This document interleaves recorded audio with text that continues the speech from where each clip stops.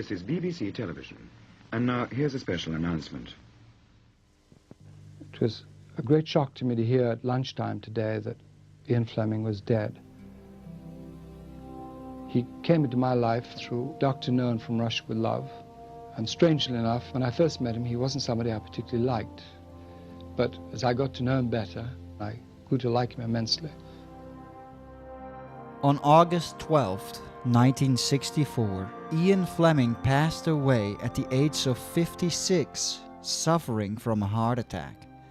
He always wanted his Bond books to make it to the silver screen, but he only ever got to see Dr. No and From Russia with Love. He died a month before the release of Goldfinger. Though he visited the set during the filming, he sadly never witnessed the cultural impact and the spy craze that followed from the blockbuster that became, let alone witness how the series would go on for over 60 years, becoming the longest running movie franchise in cinematic history. If only he knew. What caused this heart attack, you may wonder? While it was no secret that Fleming was an excessive smoker and drinker, the stress he was under, facing court cases over the rights of James Bond, also played a huge factor.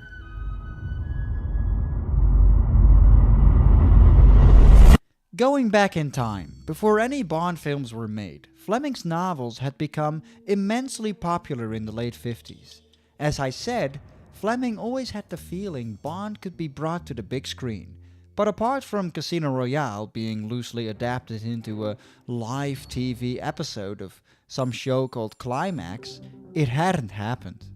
Before meeting with Cubby Broccoli and Harry Saltzman, who eventually would get Bond movies made, Fleming was first in talks with two different filmmakers, Kevin McClory and Jack Whittingham. The three of them ended up brainstorming for a screenplay of a potential Bond film. You can totally imagine the three casually dreaming up ideas at a late warm evening at Fleming's Jamaica villa over some drinks.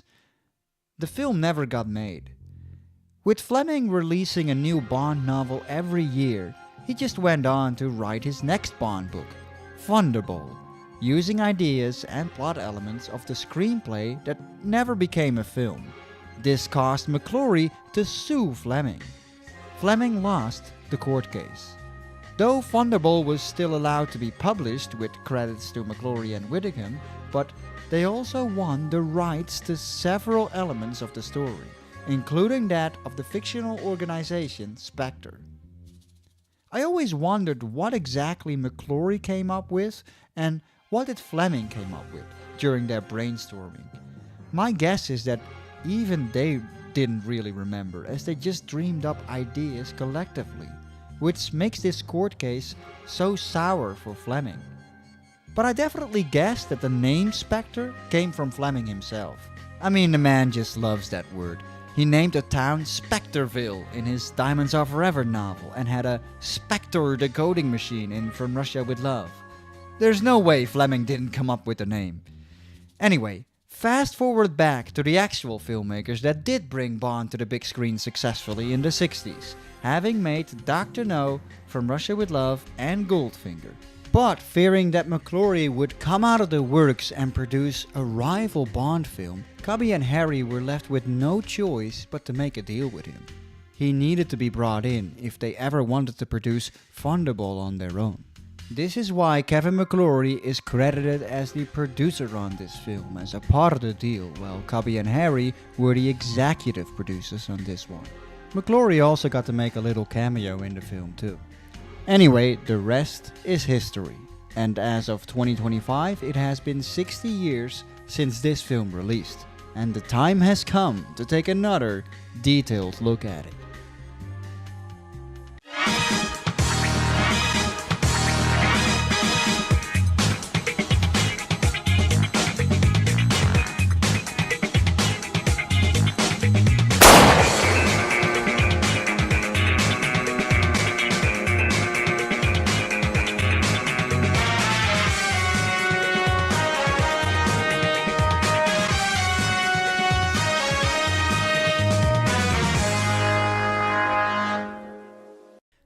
Following the enormous success of Goldfinger, the world now undergoing Bond mania in the mid-60s, and now having an audience with huge expectations, there really was only one way to market Thunderball. The biggest Bond of all. Well, at least in terms of budget, they put their money where their mouth was. Thunderball certainly was the biggest yet in that regard. Dr. No had a $1 million budget, From Russia with Love was made with $2 million, and Goldfinger with $3 million. Now the producers got to play with $9 million. Guy Hamilton was asked back, but felt too creatively drained after directing Goldfinger. So Terence Young, director of the first two films, was brought back. Ken Adam returned for the production design, and of course, Sean Connery would slip back into the tux to once again star as 007. The creative team had the daunting task of living up to what I consider a masterpiece. It's worth noting that not only did they succeed with that, but when adjusted for inflation, Thunderball was the most financially successful Bond film for decades, all the way up to 2012 as a matter of fact. You would think in that regard that Thunderball was another masterpiece. Is it worthy of its self-proclaimed biggest Bond of all label? With its $9 million budget came a wider and more cinematic aspect ratio. This meant that the gun barrel had to be reshot, and that this was the first time Connery himself was seen in the gun barrel, compared to the stuntman Bob Simmons, who was in the gun barrel in the first three films. We open up on a coffin with the initials of James Bond on there. Of course, it's not his funeral, but that of a certain Jacques Beauvoir, who murdered two of Bond's colleagues. Jacques Beauvoir murdered two of my colleagues. Only during this opening, he's aided by this female agent of the French Secret Service. From what I gather, the actress, Maurice Guy Mitsuku, was also a stripper working in nightclubs in Paris, which makes you wonder how the producers came about her. But in spite of her very minor appearance, curiously, they did take the effort to take some promotional stills of her character. I mean, you can't show up in a Bond film for 1 minute in the 60s without a bikini picture being taken. You know, promotion. But anyway, Bond notices something fishy as Jacques Beauvoir's widow leaves the funeral.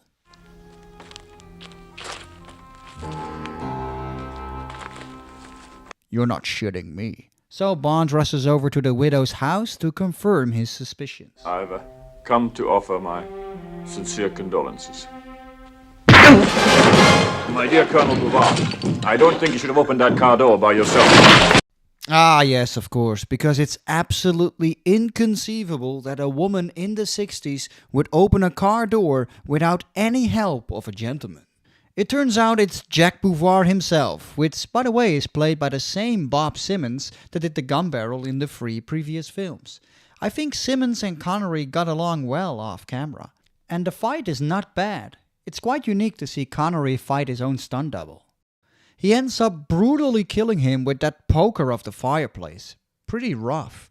Before Beauvoir's goons show up, Bond makes his escape with a jetpack, which apparently he has. It's one of those things they could only really get away with in the early Bond films. It's apparently a real operating jetpack that was used by the US Army at the time. But I think because of that hokey blue screen effect it's shown with for most of the shots, you would assume that this was just creative filmmaking. But no, it's actually a guy touching down with that thing for real. It must have been pretty cool to see that in the 60s, but looking at this today, you just end up kind of laughing at it, because admittedly, it does date the film. You should never really question logic in the Bond films, especially not in the early films, and during pre-title sequences. But when you do start doing that anyway, as soon as Beauvoir left the funeral, Bond must have flown over to his place with that jetpack, without being seen or heard. Nobody heard the jet exhaust. Quickly rushed into the place and then quickly sat down on the chair to confront Beauvoir. It's a Bond film, and much like Goldfinger's opening, Terence Young must have just continued Guy Hamilton's philosophy of the pre-titles. It seemed to me that if we could do the pre-credit sequence, which is a wonderful piece of nonsense. And you could also think deeper of how Bond suddenly got his DB5 back after crashing it into Goldfinger's factory in the previous film. But let's not. Let's just agree with Guy Hamilton on this, that this was another wonderful piece of nonsense. This is what opened the film. Strap yourselves in as we start off Thunderball. Maurice Binder returned to design the opening titles, as From Russia With Love and Goldfinger's titles were both uniquely designed by Robert Brownjohn. But here, Maurice Binder first introduced that iconic signature look that the opening titles would have for the next 3 decades following. With silhouetted naked women, in this case erotically swimming, and it's just typical Bond. It's great. The song played over the titles was done by Tom Jones. He strikes like thunderbolt. Tom Jones wasn't actually the first choice. Shirley Bassey would have returned and already recorded the song Mr. Kiss Kiss Bang Bang for the film. The kiss, kiss, bang, bang. Bond films often use instrumental variations of the title song within the soundtrack of the rest of the film. And Thunderball still mostly features the instrumental version of her song throughout. But because the studios requested that the title song should have the title of the film in there, Tom Jones produced a song for it instead.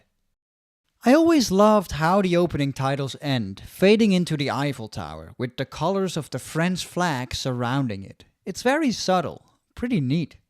We get introduced to Emilio Largo, our main villain, played by Italian actor Adolphe Celli. Much like in the previous film, the main villain is dubbed, this time by Robert Riady.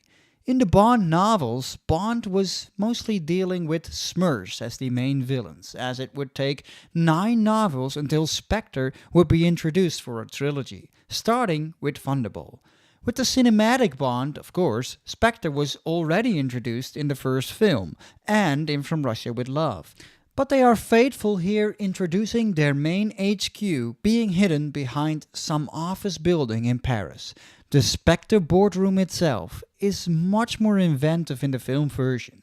Ken Adam really got to flex his creative muscle now with this bigger budget, with this amazing film set. It's very memorable and classic Bond.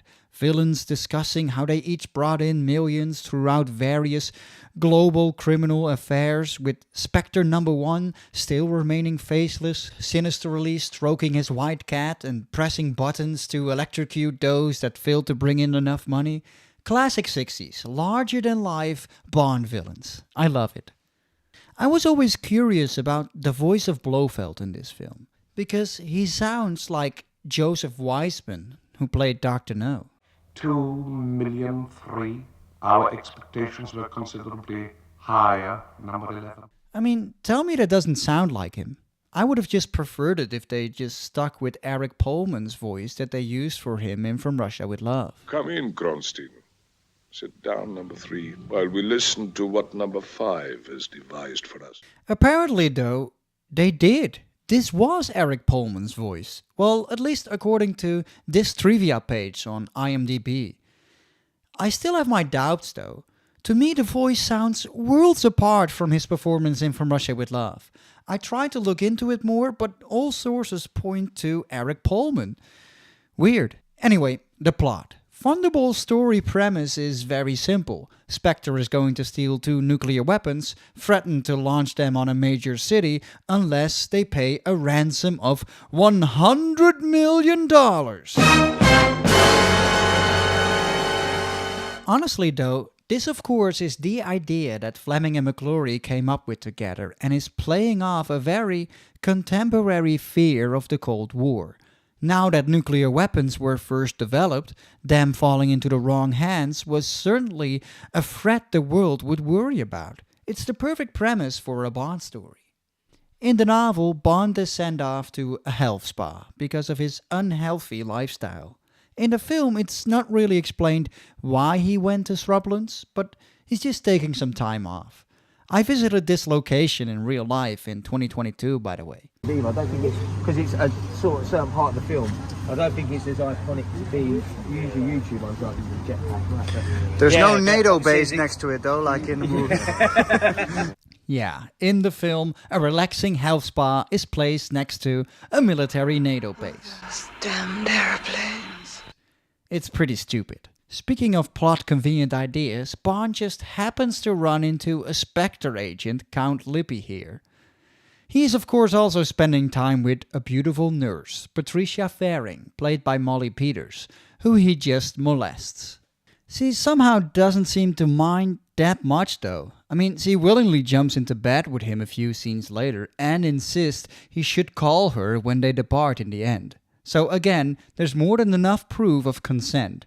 There's always the risk of looking at these older Bond films through modern eyes instead of through a lens of the 1960s.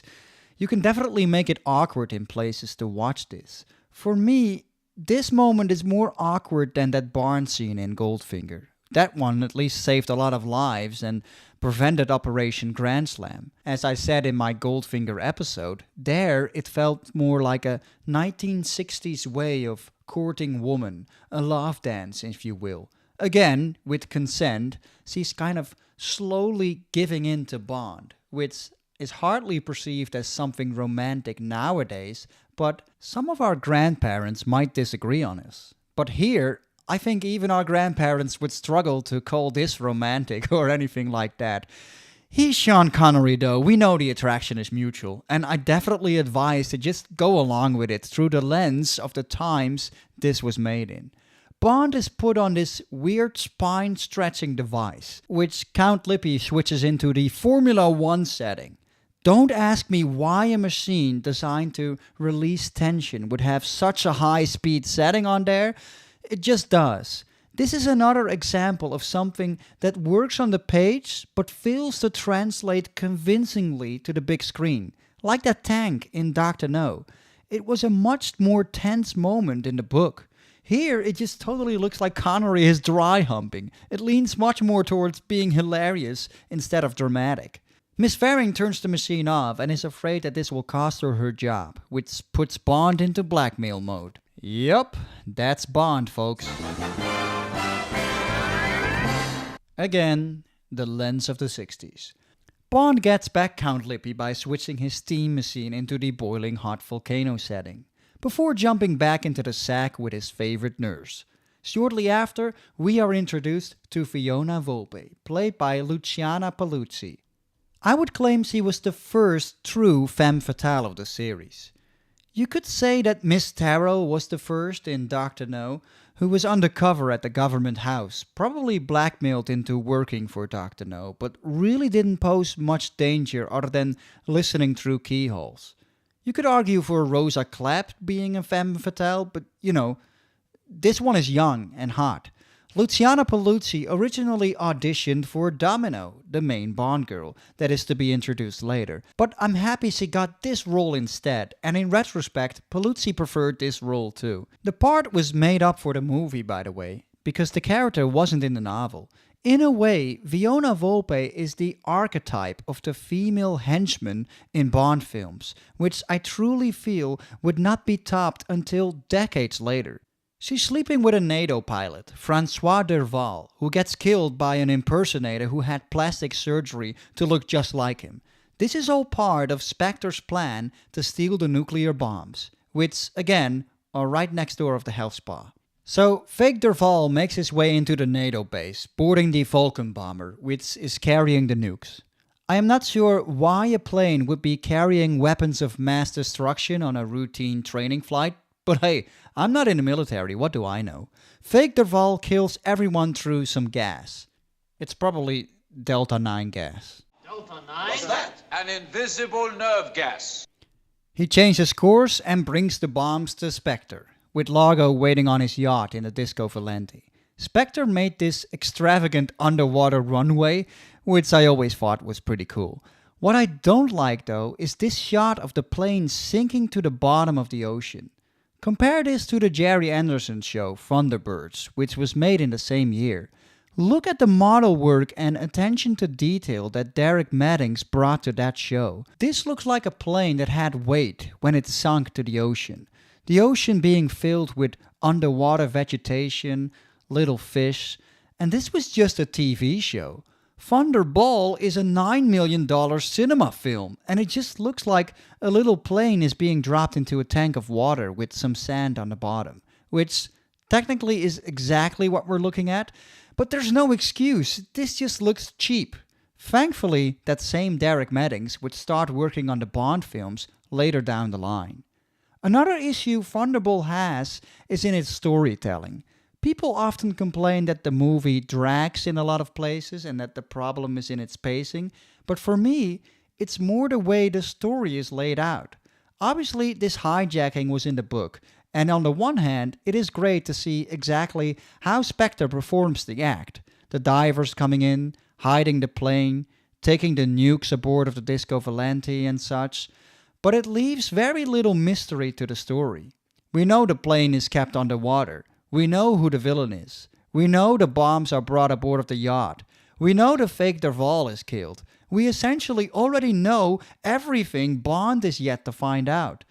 This is a problem I critiqued in my book review of Thunderball 2, and if anything, the screenplay is being faithful to the book, but as it stands now, we know exactly what Spectre has done, and we will spend the next hour and a half waiting for Bond to unravel all this.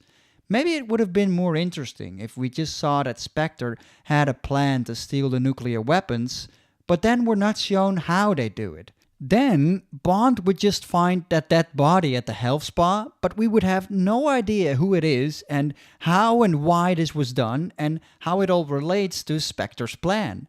Maybe not even show that Largo is working for Spectre and was put in charge of this operation. That way, we could have unraveled much more of the mystery alongside Bond, like they did in Dr. No. Imagine if in that film, Strangways gets killed, and we would have to watch the three blind mice take those stolen documents up to Crab Key, and we would immediately be shown that Dr. No was behind all this.